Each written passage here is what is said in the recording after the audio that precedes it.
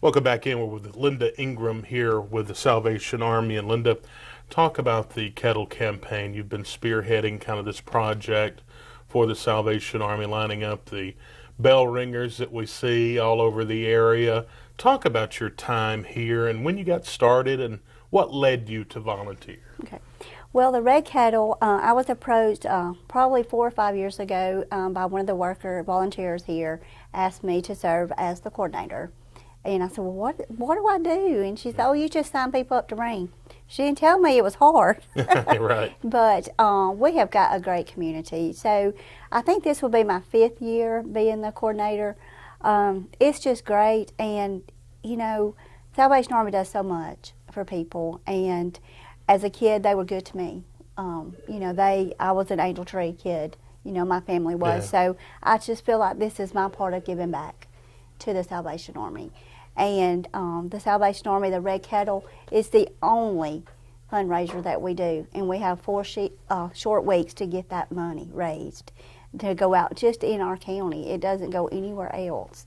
And so what I do is I just, I'll call everybody, you know, that I know when I'm short and I need a spot filled. My sister, I've moved her so many times, she don't even know where she's going to be.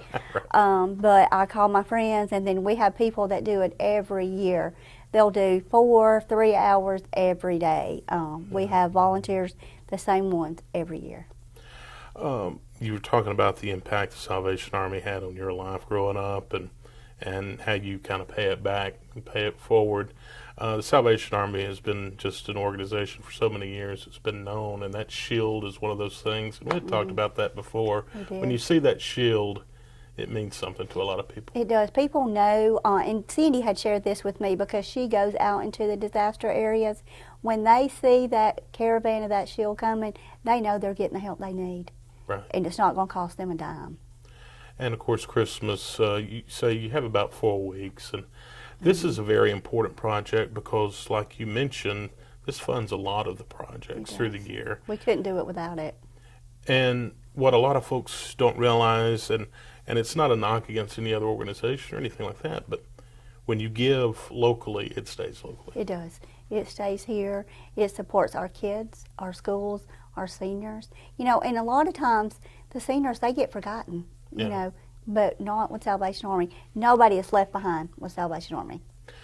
Now, just a little bit more time to give. Where are the kettles located throughout our area? Okay. The kettles are at Suns on 9th Avenue, Winn-Dixie, Walmart both sides, and we're there from 9 to 6, Monday through Saturday. And we have had a great response with kettle ringers this year. I have maybe 3 hours left the whole season. So if anybody needs to ring, they better be calling me. That's right. One last question, I wanted to get to this too. With COVID last year, how did that affect your campaign? Was it still as strong, or what happened there? It was as strong. We did not have as many volunteers, you know, because of COVID.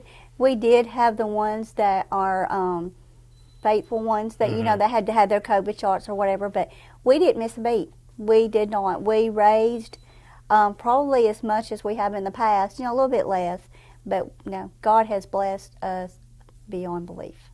Very good. Well, Linda, appreciate your time. Thank you. And appreciate everything you do for the Salvation Army. Thank you. Thank you for coming.